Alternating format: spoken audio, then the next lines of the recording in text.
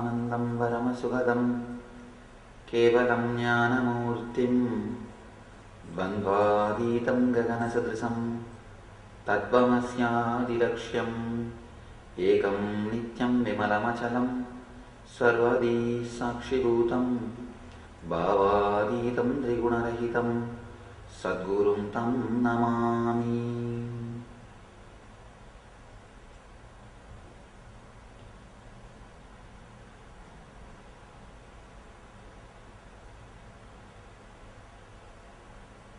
I welcome you all with my love and respect.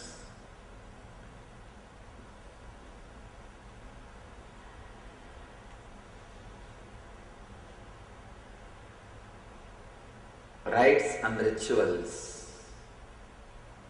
an updated understanding.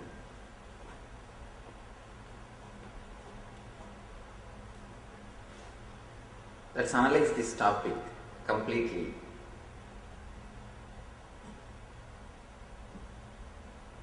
Let's look deep into the roots of rituals, why rituals are created.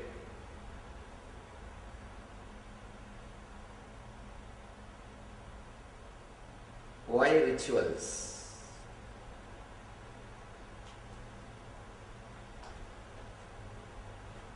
In ancient time, meditation techniques which are used by masters to feel the divine connection within themselves. In course of time, when the meaning is lost, if the idea or concept behind, if the philosophy behind the ritual, if it is not transmitted to the next generation, if only the action is transmitted, not the philosophy is transmitted, then those meditation techniques became rituals. Understand? When the philosophy behind the ritual is not transmitted, only the action, the physical action is transmitted, then meditation techniques become a ritual. When you do it with understanding of the philosophy behind and full of heart, any ritual can become meditation technique. When you do without understanding and without your consciousness, awareness, even meditation technique will become one more ritual. There is no difference between meditation technique and ritual except your interest in it, that's all.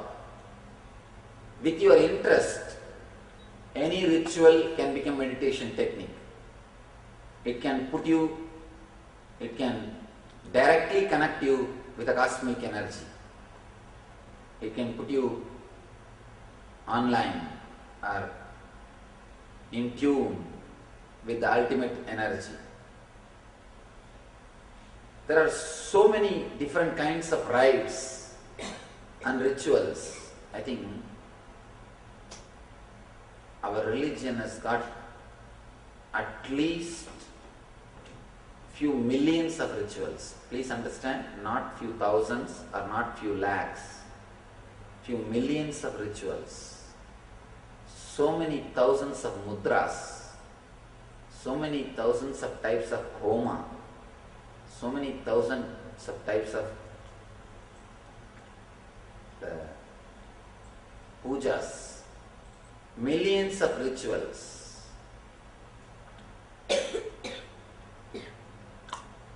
I was telling you the other day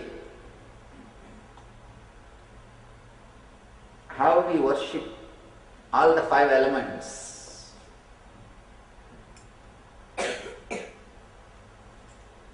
The whole existence is made of these 5 elements. We can relate to the existence, we can relate to the cosmic energy through all these 5 elements. When you try to relate to the cosmic energy through a stone or a metal idol, it is called puja. When you try to relate to the same cosmic energy through a river, through a pond, through a water body, it is called tirtha snana. When you try to do some ritual standing in a water or sitting in water and meditating, repeating some mantra, or offering some puja to the water, it is called tirtha puja or tirtha snana. When you try to fall in tune with the cosmic energy through fire, it is called homa. When you try to fall in tune with the cosmic energy through air, it is called repetition of mantra. Through repetition of mantra or japa, you can fall in tune with the air energy. Through chanting the mantra. When you try to, you can fall in tune with the cosmic energy through ether using visualization. That's what we call meditation. Through meditation, you can fall in tune with the ether. We fall in tune, or we connect ourselves to the cosmic energy through all these 5 methods. Mainly,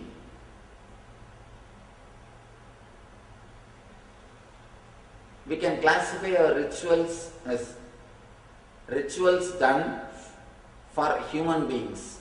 When you take birth, when you are given a new name, when you marry, when you are given food first time, they call it annaprasna, or when you are given the food. The rituals done for human beings, when you die, these are one set of rituals. There's another set of rituals done for the gods to invoke their presence in temple and invoking their presence at the time of puja. There are so many things. Puja is nothing but you receiving a guest with all the respect. Actually, what priests do in the temple is nothing but you receiving a guest with all the respect. When a guest comes to your house, very elderly, who is supposed to be respected, you receive that person, give him a chair and give water to wash his feet or wash his hands. You are asking, you want to use the bathroom? Giving him the chair is only asanam samarpayami. Priest will give the seat. You ask him, do you want to use the bathroom? Do you want towel? That's what they say, bhadyam samarpayami. They offer the water to wash the feet. And then you are, of course, when a person comes, you offer flowers, you offer little flowers as a respect. They give argyam samarpayami, the flowers are offered. Then naturally arrange for his bath and comfortable stay. That's what we say, snanam samarpayami. Then naturally you ask him to eat. Food is served. Nevedyam samarpayami. Then you give betel leaf and betel nut. Tambulam samarpayami. Then in the end of the day, you put him to rest. The same thing, that's why we say the puja in our system is called seva. It has got one more word, serving the Lord, serving the deity. We need to understand this concept of serving. Of course, for a logical person, it's very difficult to understand that energy can be alive in one stone and continuously, day in and day out, you can serve that energy. All these things are very difficult to understand. But I have seen people really feeling, not only feeling, expressing that feeling in the physical world, in physical form. Ramakrishna, when he used to do puja, he says, sometimes I used to think whether really Devi is accepting my puja or I am just wasting my time. I used to suspect whether she is really alive here or I am just sitting and wasting my time.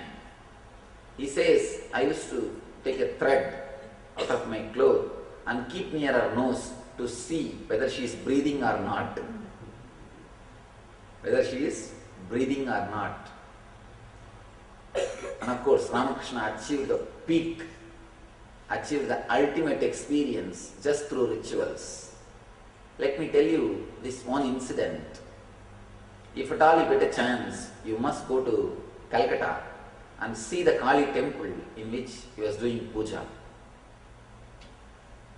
And don't miss, of course, you will be allowed very near. In North Indian temples, you can go very near the deity. You can touch almost in all the temples. Here you can't touch because they have covered the deity with gold and silver. That's the reason you can't touch a lot of gold jewelries and silver jewelries. But you can go very near. Almost you can go near 1 or 2 feet. In other many temples you can touch the deity and do puja by yourself. When you go, don't miss an important thing. Let me narrate the incident and you will understand. In Calcutta, they have a habit of offering conch bangles, bangles made out of conch. The conch shell will be cut and they will make bangles out of it. And they will offer the bangles to the deity, to the Devi.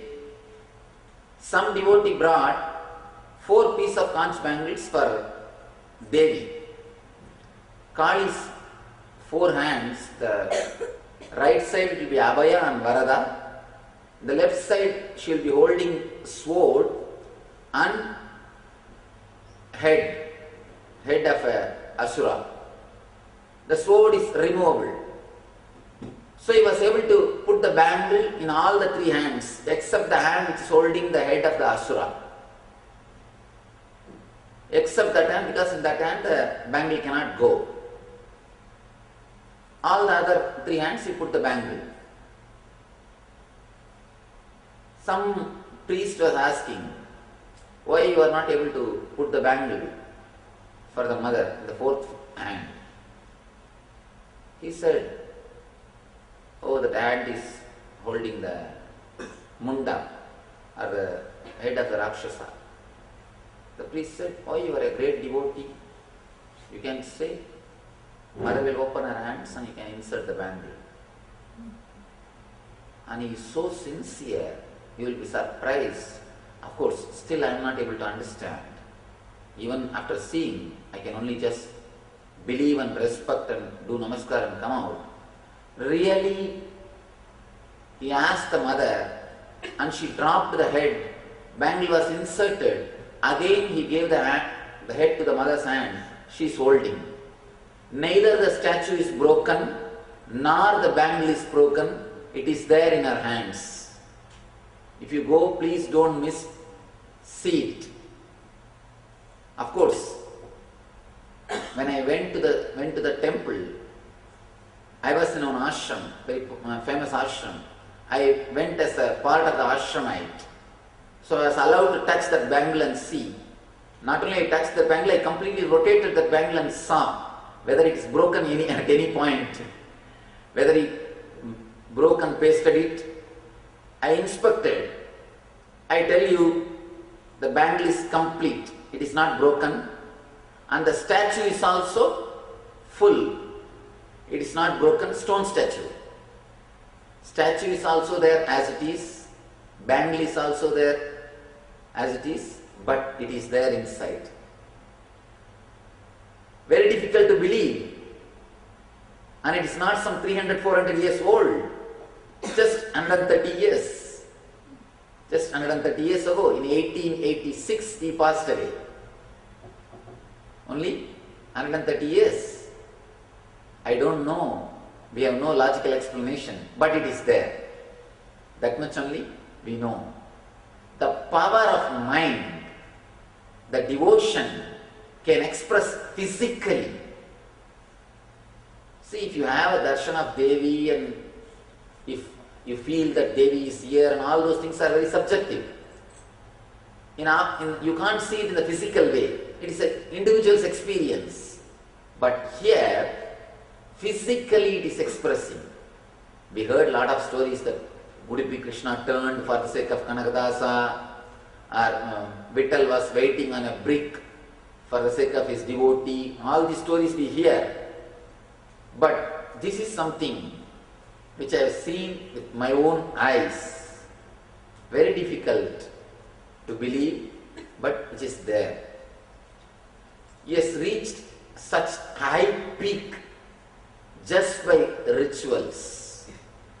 Just by rituals. Vivekananda says beautifully, if you can create Ramakrishnas, not one idol, have thousands of idols and start doing rituals. If you can create one Ramakrishna, not one idol, have thousands of idols, start doing rituals. And there are so many other experiences of Ramakrishna related to these rituals. But this one is enough to explain the power behind the rituals. Physically he is able to alter the whole structure. Physically he is able to command the Murti or the deity out of his devotion, out of his power. It's only one incident. There are so many other incidents which you can say. Once he requested a nearby hibiscus plant to give hibiscus in both colors. From the same branch, two different color hibiscus came up for the sake of puja.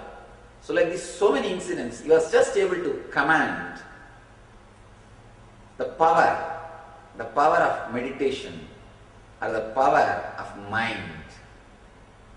When we intensely do the rituals, we completely fall in tune with that deity, with that energy, with that Murti.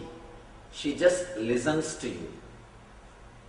The Vigraha, the Murti, just listens to you. Of course, there are incidents about Madurai.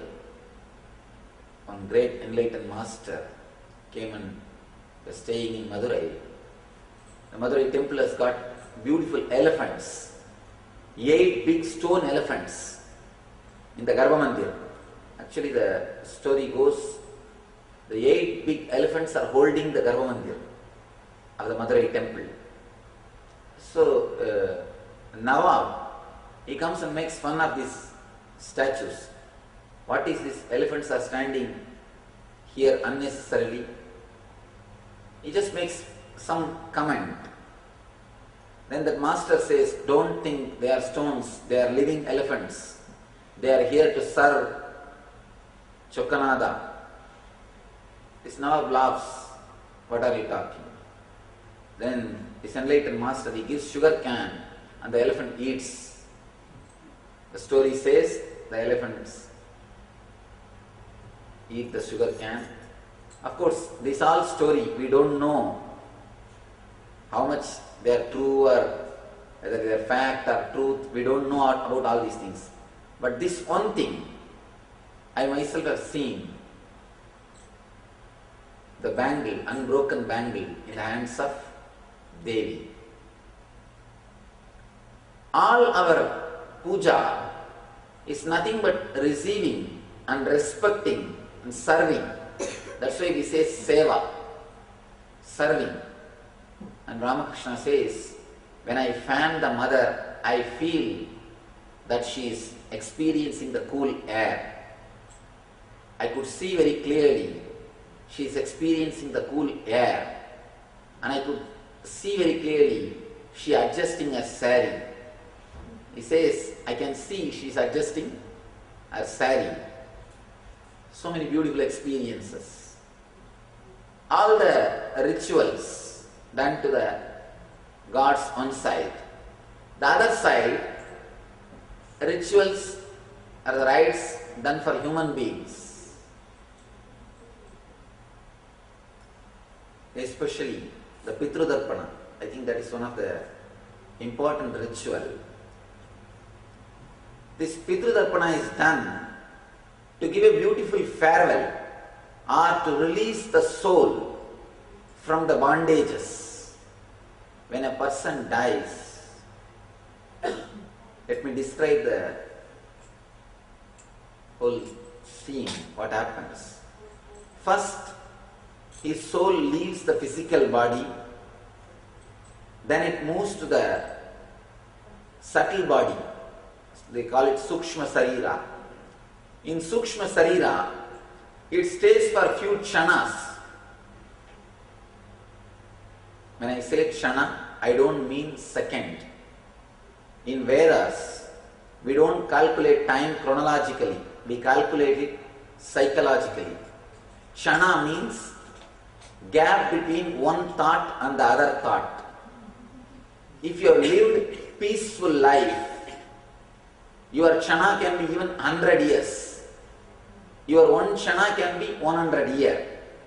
If you have lived a restless life, your kshana is not even microsecond, less than microsecond. That is why they say the person who lived a peaceful life will have a peaceful death. Because you will be allowed to stay only for 3 kshanas in your subtle body.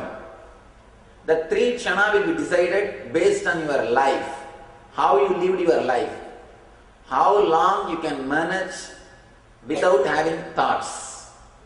Kshana means gap between one thought and the other thought. In our system, we measure time in a totally different way. You need to understand this time concept also. For example, if you are sitting with a friend whom you like very much or you love, you feel in tune, even if 4 or 5 hours pass, even if 4 or 5 hours are over, you will not even know. Suddenly you realize, oh, 4 or 5 hours are over. I don't know how the time passed. If you are sitting with a person who is boring and torturing you, after every 10 minutes you tend to see the watch. You see what's happening, why he is not leaving. So actually time is more psychological. It is not chronological. Here, if you are in the state of bliss, if you are here and now, you will not know how time passes. If you are restless, if you are continuously moving from past to the future, future to past, time will never move for you.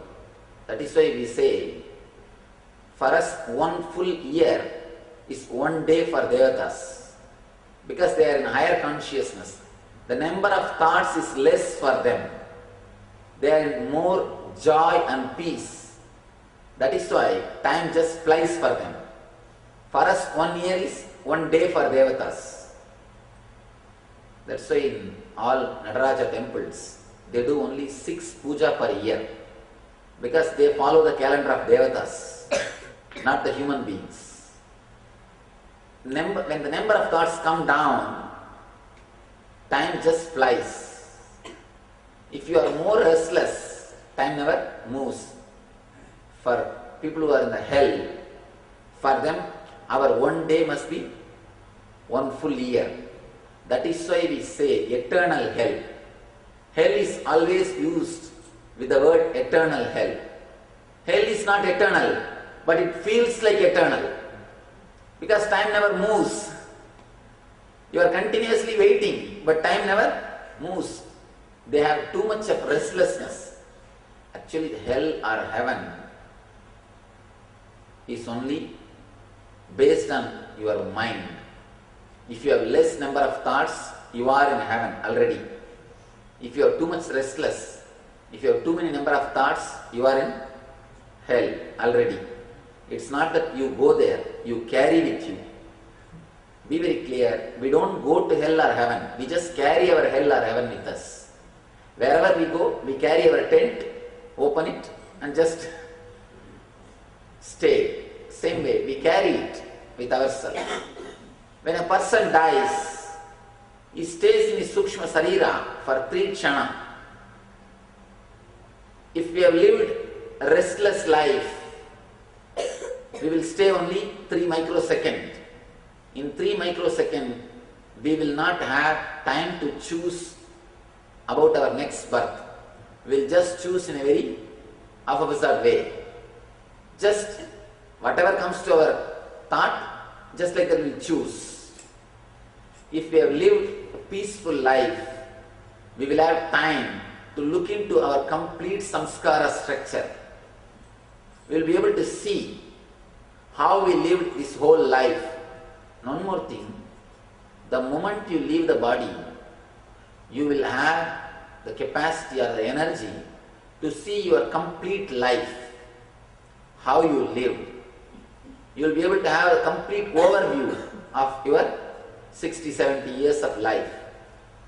If you have lived peaceful life, if you are leaving the body peacefully, you will be able to see the whole structure.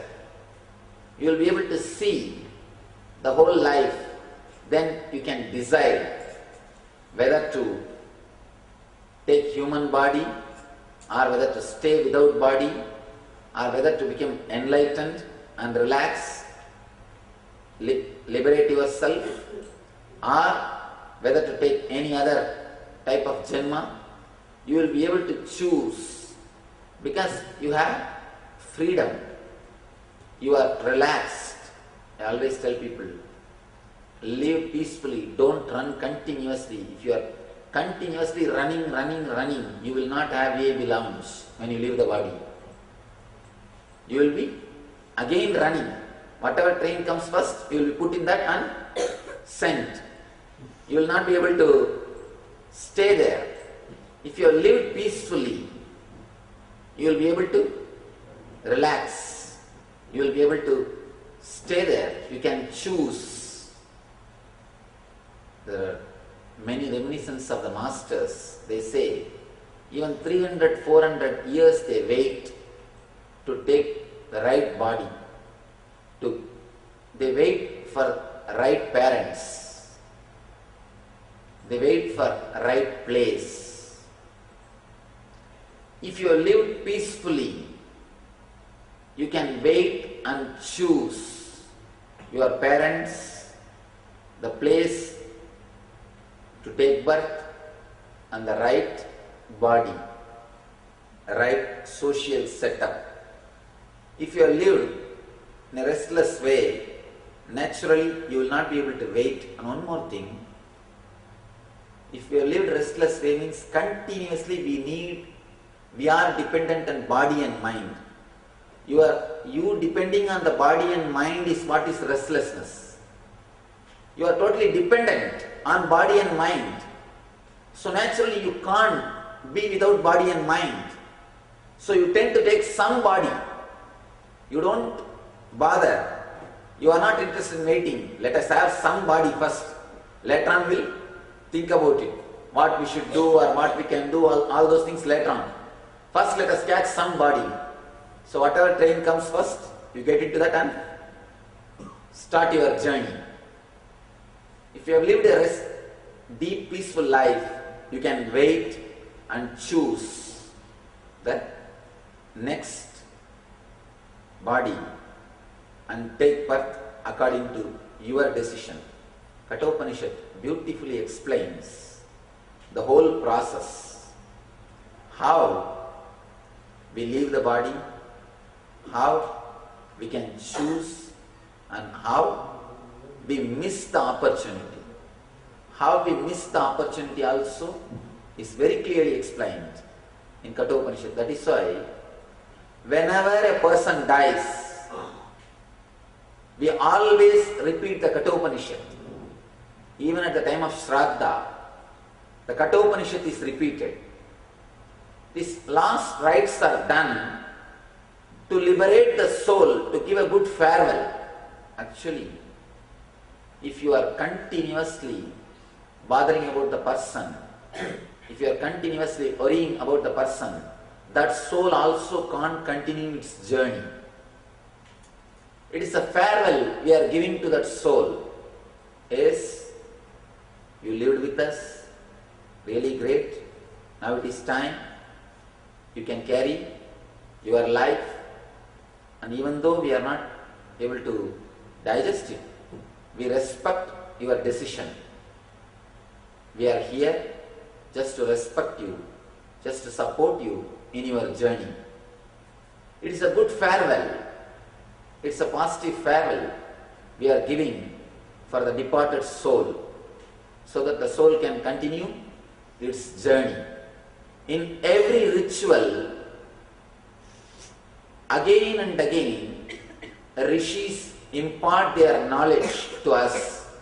And one more thing, our rishis, our masters, don't leave even a single opportunity to impart the concepts or the truths to us. They don't miss even a single opportunity, whether it is birth or death or naming ceremony or marriage. In every step they give us that knowledge. They give us the wisdom about the life. Even in the Saptapadi, the other day I was telling, in Sanskrit we don't have equivalent word for divorce. We don't have word for divorce because the very concept divorce is not existent. It is not there in our system. In Saptapadi, when you take the vows till the end, till the death, you decide to be together. You can separate yourself only if you take sannyas. There is only two chances, either death or sannyas. No other way, no other permission or no other possibility that you can separate yourself. There is one more beautiful sloka. At the time of marriage, they repeat. Of course, I don't know. In some customs, they use this, all the mantras. In some customs, we have different tradition.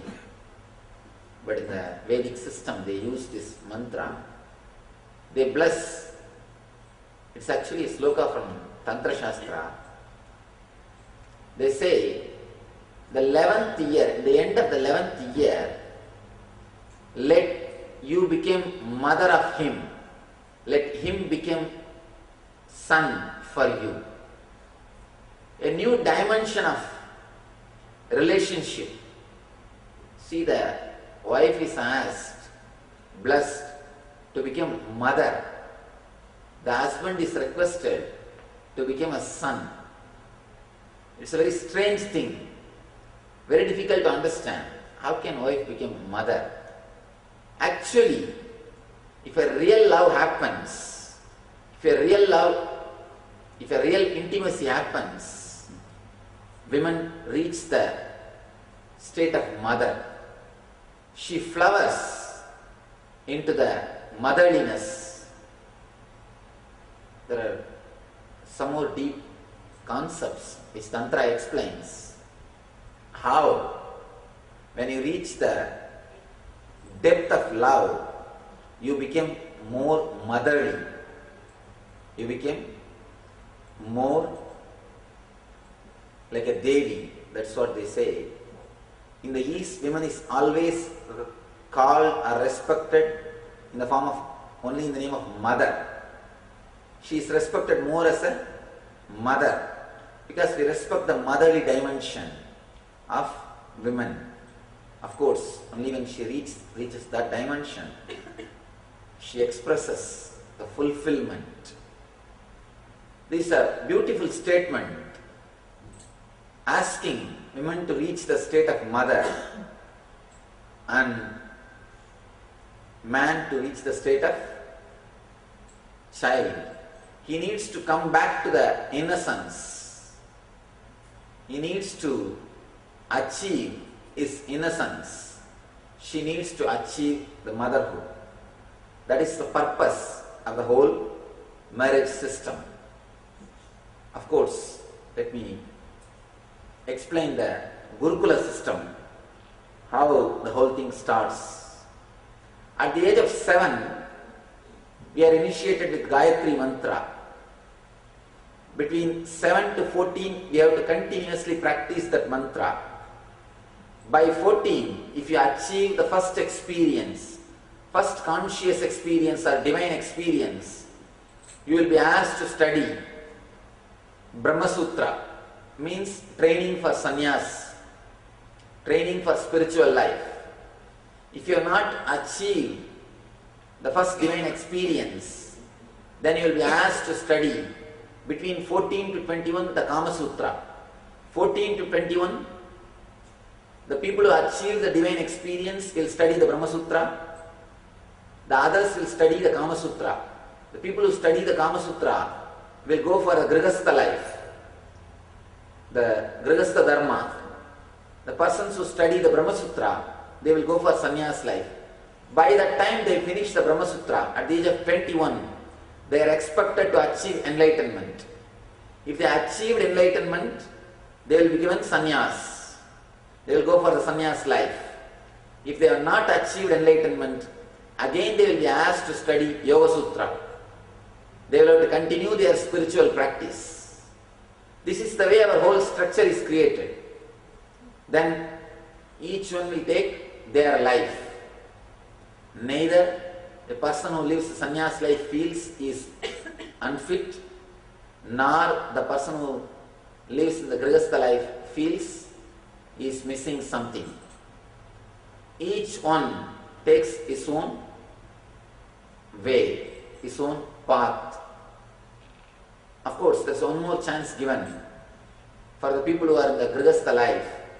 At any moment, after 10 years of Grihastha life, if he feels he wants to take sannyas or a spiritual life, he wants to enter into the spiritual life full time, if the family agrees, he can take initiation called Vanaprastha Dharma. Means living towards the eternal life. Vanaprastha is not sannyasa. It is living towards that eternal life. Then after the Vanaprastha life, he can decide to take sannyasa. Once a person takes sannyasa, he starts running Gurukula or university for next generation kids. This is the way our whole structure is created. There are so many beautiful things in our rites, in our rituals. We can explore if we have the interest and if we go deep into it. It's a big science, ocean. It is just endless ocean. We can continuously explore. I think it is time for me to stop, but I will answer your questions because I don't think I will be able to explain all the rituals and rites. It's a big ocean, but I can explain whatever you ask, those few things, I'll try to explain. You can ask any question about rites, any rites or any ritual. I'll try to explain whatever way I understand. You are welcome to put your questions on this subject. Of course.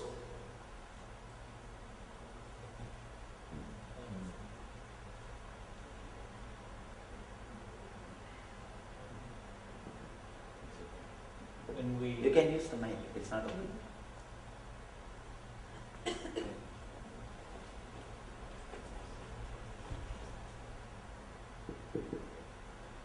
When we do the final rites, so we do the tarpanas, And people say when you go to Badrinath, and if you do that, you don't have to do anymore. Actually, Badrinath is like a center through which you can relate to the Pitruloka. It's like a runway from where you can take off. It's just like a runway from where you can take off. You can relate with the Pitruloka. Of course, what they say is true. But one more thing which I wanted you to understand. Continuously doing darpana, whether it does good for the parents or not, it does good for you. Let me describe how.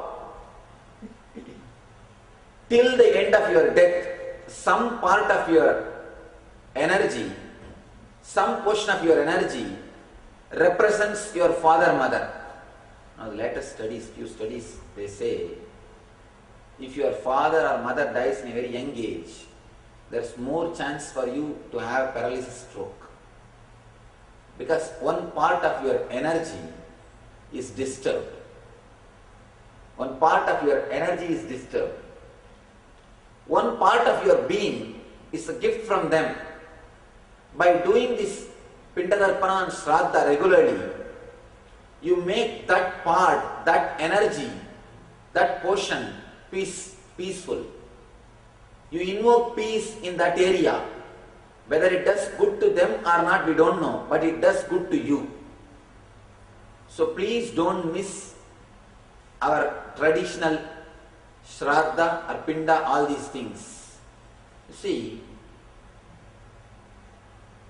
these mantras, vibrations which you create, they heal your energies. They pull you out of depression. They relax. They create a positive vibrations inside your being. So, to console ourselves, we can say once you do it in Badri, there is no more necessity, or you don't have to do. But from my experience, I'll recommend, even if you have done in Badri, don't miss at least once in a year. Continue to do. That's why they do the Shraddha rituals in the Amavasya day. See, Amavasya is the time when you are facing the low energy. See, have you heard the word lunar and lunatic? Why people are called lunatic, People whose mind goes up or low along with the lunar is called lunatic. See, when in Purnima and Amavasya days you can see the ocean will have big waves, especially in Purnima days, because of the moon rays. Of course, there are a lot of scientific explanation. According to our system, they say that the moon creates an energy in which the salt water is aggravated. If you see, your body is filled 80% with salt water. When that salt water is aggravated, this salt water is also aggravated. That is why people who are this half mad and all these people, they feel aggravated in Amavasya and Purnima days. Even very funny way we will say in the house, I think today Amavasya, that's why too much of sound in the house. Today is Purnima, that's why too much of noise in the house. People who are having the problem of depression, they feel the depression in Amavasya and Purnima day. Some way, moon is associated with our mental setup. People whose mind goes up or low along with lunar is called lunatic. In Amavasya days, naturally you will be in the low energy.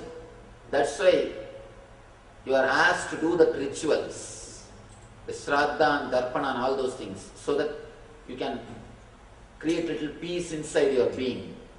You can pull yourself out of the depression. So better to continue these rituals. Don't drop. At least repeat those mantras. So, I know the Pindadarpana is done by the sons of the house. What if the family doesn't have a... It's a nice question. Here I have to be a little clear. in my system I allow women also to do. I'm little open, and I feel women are qualified to do because they are more emotionally attached. Attachment of the son is more like a professional attachment or a business attachment. But attachment of the daughter is more based on the heart and emotion. I think they should do. They must be allowed to do. At least in our system, I am allowing. I am encouraging. I am encouraging women to do all the rituals. You can do. Yes. Similar question arises. The Vanaprastha and Sannyasa, is it applicable for both genders? Vanaprastha and sannyasa. Is it also applied to both Men and Oh man, yes, sure. Yes, sure. In our system, Maitreyi, Gargi, there are so many women rishis. And other day I was reading a book. There is mention about the Sulabha, a great enlightened master who challenged Janaka. Bhishma tells about the story of this lady Sulabha who challenged Janakaraja. So there are enough of record. We have enough records about the women rishis who took Vanaprastha life, sannyas life, who were even lived unmarried life, who were directly taken sannyas from brahmacharya state, who are called Paramahamsas. There are enough records. Women can take Vanaprastha life, sannyas life, or women can take directly sannyas from brahmacharya life. Nowadays, in the modern day, all Hindu missionaries, all the missions are giving sannyas to women. And it is allowed. Even in the Dasnami Sampradaya, in Amnaya Patadi also, there are very clear mantras to give sannyas for women. Set of rituals are available to give sannyas. Individuals doing pujas in their homes, in the puja homes, as compared to attending pujas in the temples. What is the difference? It's like you go to hotel and get a beautiful food, 5-star hotel and eat, and you yourself cook and eat in the house. What's the difference between these two?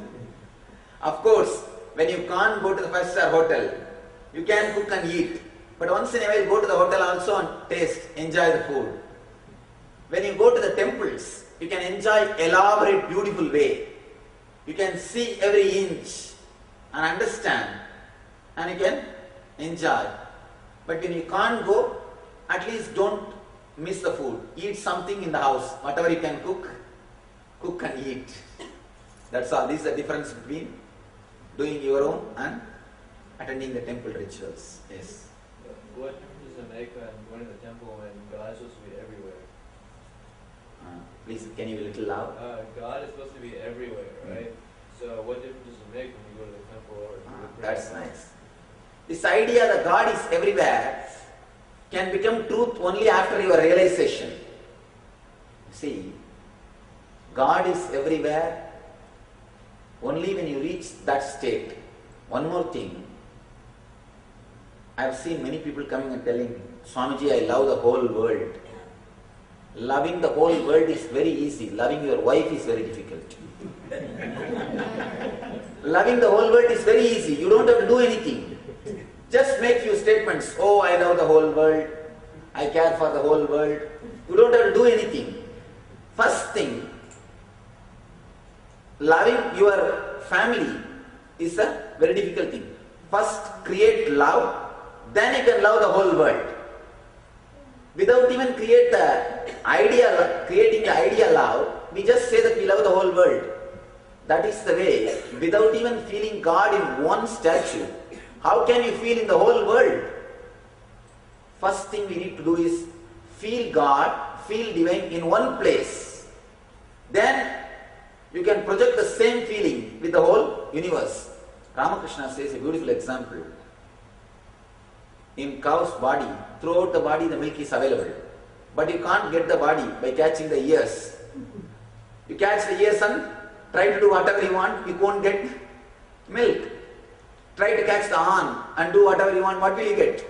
You won't get the milk. You will be able to get the milk only through one source.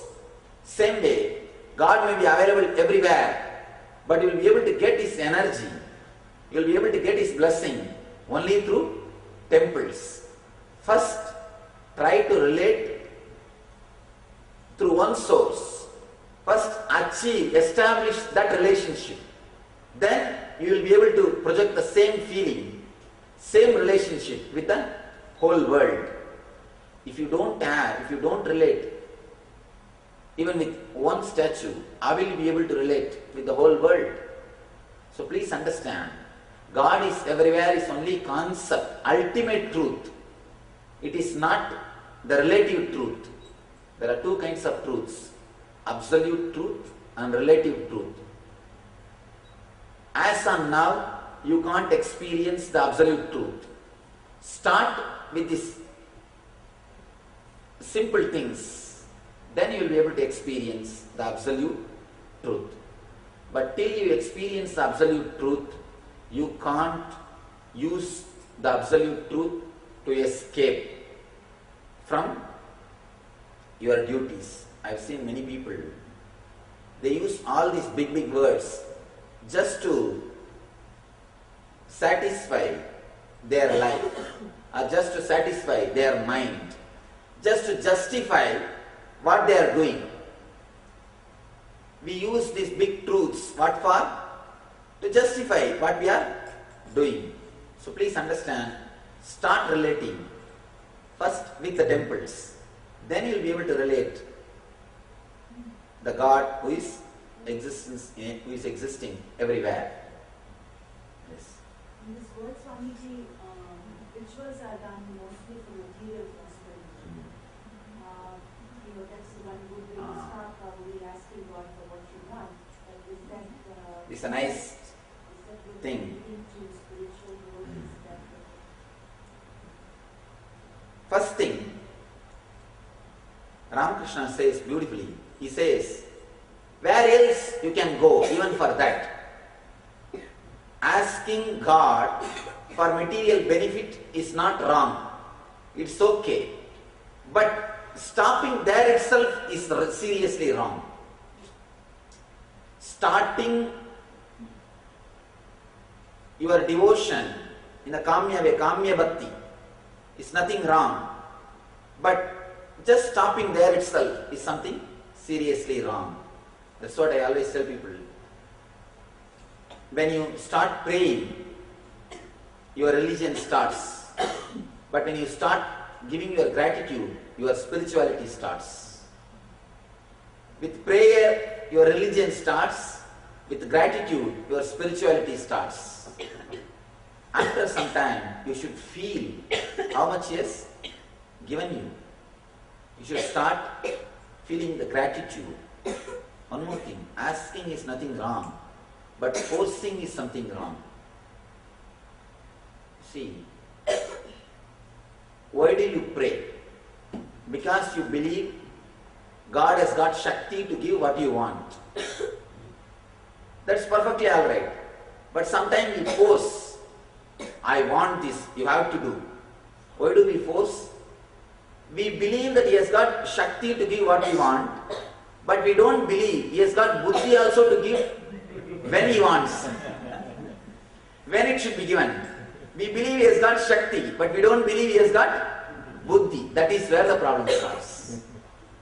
When you believe He has got Shakti, you start praying. When you believe He has got Buddhi also, you surrender. The real surrender starts.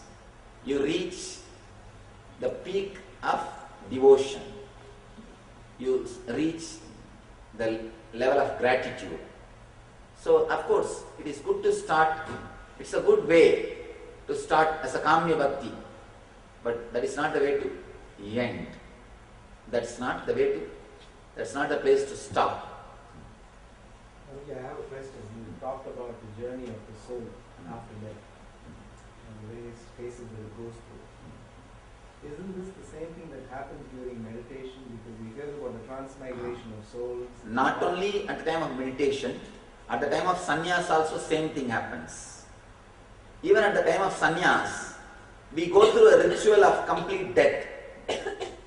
You will be asked to drop your past name, everything related to past. You have to live 3 nights and day without taking food, just like a ghost, to lose your identity. To lose your identity, you will be asked to live in smashana for 3 days without taking any food. You have to only eat through smell, eat through nose. You can smell, that's all. You can't eat. Then after that, you will be given a new name, new form or a new meditation technique. Then this Kavivastra, all the next rituals will be done. At the time of death, at the time of meditation, at the time of sannyas, all the 3 times you undergo the same, you go through the same path. You undergo the same transformation. In meditation also, practically you die. Meditation is nothing but new birth. You take a new birth, that's what. See, the mother carries you in Bhugarbha. Teacher carries you in a Hridgarbha. He teaches you all the culture, art, dance or anything. He carries you in the Hridgarbha. Master carries you in the Jnanagarbha and gives you the birth of spiritual realization. So you undergo 3 different ways. First thing Bhugarbha, the next is Hridgarbha, third is Jnanagarbha. So the meditation is Jnanagarbha. You really take new birth. You are no more same old person. When I was in Bangalore, I learned the Vayusuti, and I asked my Acharya if Can you be a little loud? Because the accent. I learned the Vayusuti in Bangalore, and I asked the Acharya if women can learn this as well. Can you translate? He learned the Vayustuti, Vayu, Hanumanta, Vayustuti, that is usually very famous in Martha. I understand. And then he asked his guru whether ladies can also say that, and he said no. No. Yeah, he said the energies of the women will be unbalanced or something like that. What would be your response to that? I don't know. I have to. But I don't. One thing I can be sure. Surely the energy of women cannot be imbalanced by a mantra. Surely I don't think it will happen. I don't know for what reason he made this comment. What for he told this, that I don't know. But I can be sure all mantras can be chanted, used by everybody. And you see one thing, mantras comes out of the experience of the rishis. In that experience state, there is no male or female. It's pure consciousness. It comes from consciousness. Directly it will work on consciousness. So the body is nowhere related to this mantra. The seed by itself has got its own power. But when it is processed in some agriculture university, it grows very quickly. So when a master gives, it's a process in the agriculture university. It will surely grow. The power is more, that's all. But if you don't have the master also, it's okay. The very mantra can do miracles on your being, on your consciousness. Swamiji, what is the difference between chanting the Gayatri just by itself and doing it with the water, chanting the water? What's the difference? These are all different kinds of rituals, different ways of repeating. Some people will chant with water, some people will chant with fire by doing homa, different methods. You can do it in any way, but you need to repeat, that's all. That's the important thing. You need to repeat. Repeat the mantra, that's enough. Nothing else is necessary. What is the significance of Shaligrama Puja? There are special stones which hold energy and radiate it for a long time. It's like a batteries. See, whenever you need, when you don't get the electricity, you use a battery in place of electricity. Same way, when you are not able to go to temple, when you are not able to visit the energy centers, you can use these batteries in your house to recharge yourself. They are actually techniques, methods to recharge yourself. They are called healing stones, the Saligrama and this Banalinga. All these things are healing stones. They hold energy and radiate for a long time. I have seen many times, especially these stones which are available in the Omkareshwar. They call it Banalinga. If you have knee pain or headache, back pain, just keep that stone for 2-3 minutes. Just the pain will be taken out. I have experimented with hundreds of cases, not once or twice. I brought a lot of stones from there to our ashram. I used to give to people. Just keep that stone, that Banalinga, the Omkareshwar stones, the stones which are available in the Omkareshwar river, Narmada river. Just keep that stone on the pain area for 2-3 minutes. Simply the pain is taken out. Even arthritis, so many arthritis have been healed. Of course, I don't know the mystery behind it, but it does. I don't know how to explain, but one thing is sure, it works. That much only I can say it works. So these stones, somehow they fill and they are filled with energy. Maybe because they are continuously flowing in the river, some reason they are filled with energy. When they are filled with energy, you can use them to heal yourself or to relate with the higher energy. That's the reason we worship Salagrama or all these Banalinga, all these things. From different rivers we get the stones and worship. The other day I was talking to you about the messages from water. Did you hear that? How the water responds to the sacred words. If you understand that experiment, one scientist did a beautiful research. He kept 10 different glasses of water, same type of water, same type of glasses in 10 different rooms. He will go to one room and use beautiful words, nice words, like peace, silence, bliss, all these words, and he will create that type of waves. He will go to the next room and shout terrorism, violence, war, this type of words. He will go to the third room and chant some sloka from Dhammapada. Like this he does. Then he freezes that water and photographs through microscope. There is a beautiful movie released, What the Bleep Do We Know? In that movie, they beautifully describe the whole scene, the whole research they have described. And he says the amazing findings, he is able to get the amazing results.